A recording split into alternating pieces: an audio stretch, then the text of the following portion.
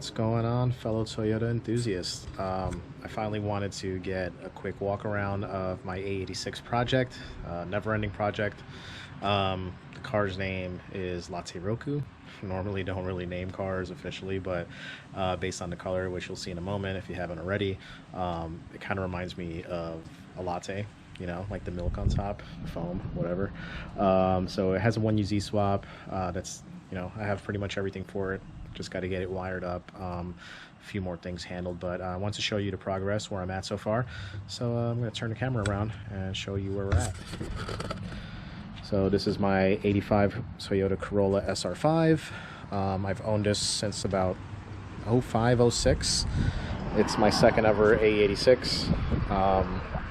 Did a fiberglass front end conversion, well, fiberglass fenders, OEM kooky front bumper. I got a carbon hood. You know, I'll dive into all these little parts here. So the last thing you guys saw was the corner marker lights here, the clear lens. So that's all new there. Lenses on the side themselves are not, but I have a new one just in case. So this car is going to be more of like, you know, track day car, not full-on track car, but something that, you know, I want to take to maybe track days, maybe some hill climbs, not like super duper serious, but we'll see, because it'll be in a class of its own, because it has a 1UZ. So this 1UZ here is out of an SC400.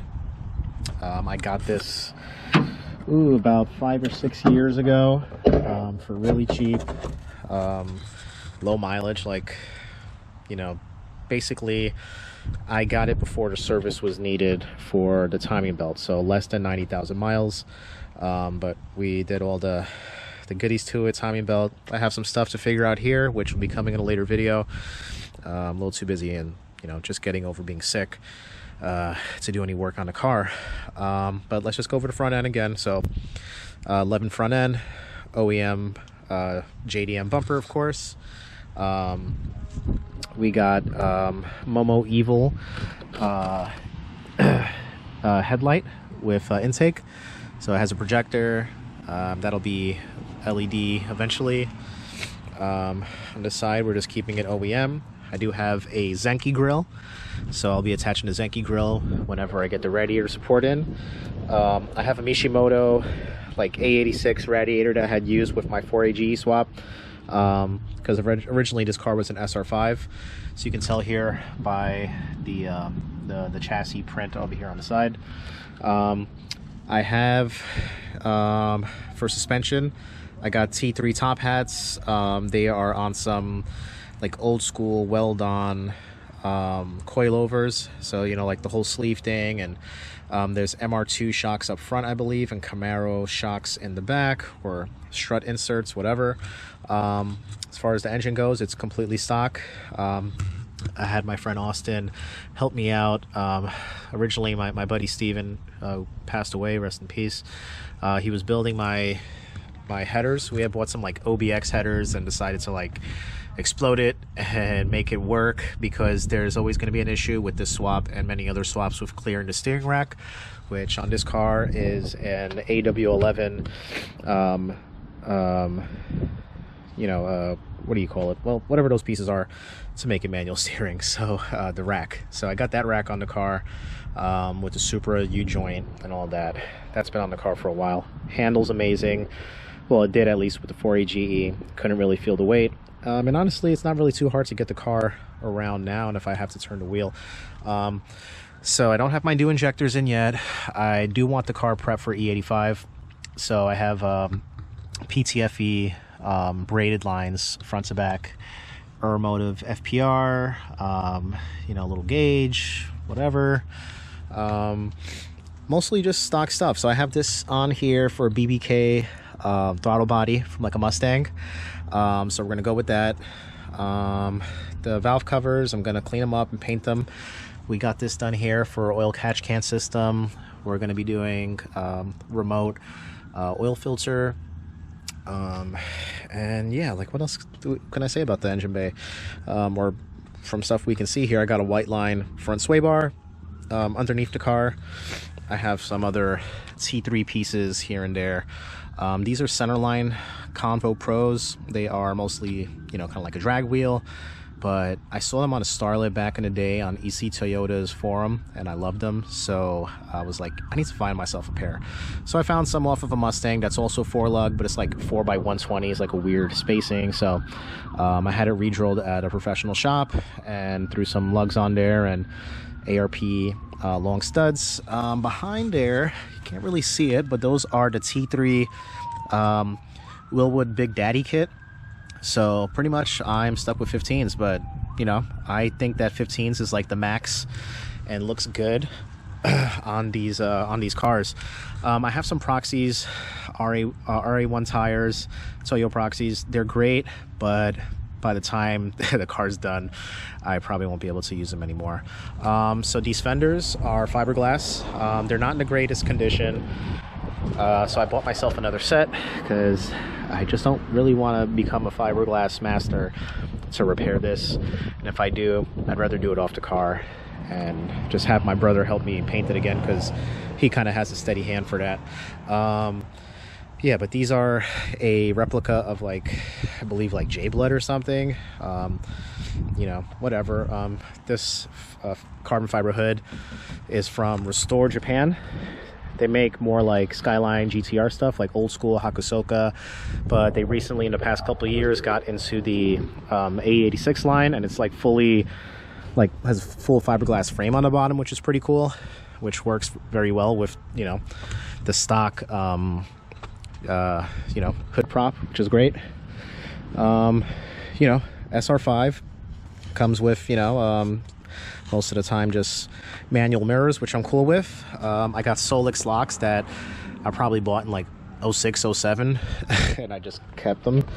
So I got these LRB speed door panels, but I'm actually going with just my stock door panels. So the car has a dashboard. Originally from my very first A86 was an 84 dark blue SE, which meant it had like a really nice two-tone cloth and vinyl door panel, which you kind of only see on like that specific car and maybe some JDM models. It's like pretty rare if you care about having a really sad 4AC, which I'm not gonna like crap all over the 4AC. I think it's a great engine just to get around. I mean, I used to daily drive both of my A86s back in the day, and I still think it could be done now. So the most important part of my interior is my JSP cup holder. I thought it was so dope, I jumped on it and bought it.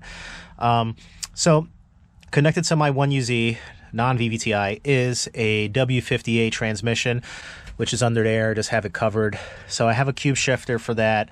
That's going to be awesome. The engine's pushed back, so we had some sheet metal work done on the firewall to get that done. This whole mess right here, this will be cleaned up. I got a Fuel Tech FT450, kind of like an older Fuel Tech, but got it brand new at like a super cheap discount, so we'll be using that to wire up the car. I got this really dope Bridgemoto seat to go along with my SR5 stock AF, you know, seat from back in the day. I mean, it's in great condition, so why really get rid of it? As long as along with my dashboard, which you can see the dashboard's coming off again because I haven't even put in my replacement time clock bezel that I got from Battle Garage years ago. So I'm just like, I'll leave it popped out because this baby's gonna have to come off again for wiring. Oh, and in here I have a Canadian spec cluster. So it has miles per hour and kilometers, which I find pretty cool. I got this off of eBay, God knows, like 15 years ago for maybe like 75 bucks. You know, the car itself is pretty straight. I had some like normal rust like back here. Got like a few little rust holes there, which eventually I'll just cut out and fix. We'll go into the trunk in a second, see what's going on there. This is my ceiling or my roof, whatever. It's pretty much standard fare. My Puerto Rican flag I've had on this car since forever. You know, always got to represent. You know, that's, I guess, what I do. So this is my buddy's sticker from his old shop. Artillery Motorsports. My friend Steven, he passed away going on almost 3 years now. He was the one who was building the car, kind of like got me out of trouble with this car when I had the 4AGE in it, and got it like back up and running with the carburetors and whatnot. And he really helped me out with this and kind of like getting my build all together. So some of the stuff I've been working on, haven't checked it off, but this is something he printed out, and honestly, like, I owe a lot of the work on this car to him and kind of inspiration to get it going.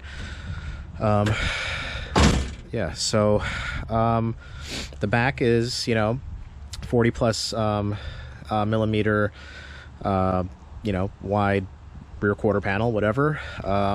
So when I cut the arch on there, it was like, this guy was like, oh my god, what are you doing? But you know, they were beat up, and I knew I wanted this car to have fun with, and it's not a show car. You know, maybe one day I'll pop the rivets out and get a new one and clean it up better or something like that, but I really want to enjoy the car. And even though it's not like a perfect car, I think it looks pretty decent. So yeah, back here I got, you know, the other Convo Pro in the back. I think it's spaced out pretty decent, you know, doesn't look too bad. Behind there is a Celica Super rear end.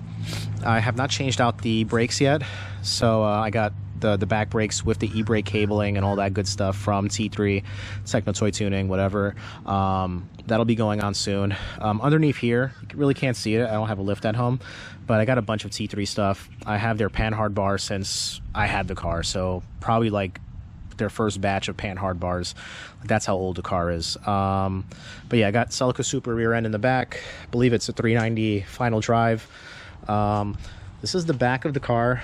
So yeah, JDM rear bumper. It's like so much better looking. It's like super slim compared to the OEM American one. The headers and all that come all the way back through 3-inch piping, through a Y pipe, and come out through the side here with my little nod to like that drifting era of like the early 2000s where everybody's exhaust was like, you know, cocked over to the side, which is, I think, is pretty cool. Yeah, so my rear tail lights will be going clear. I'll be showing you guys that soon in another video.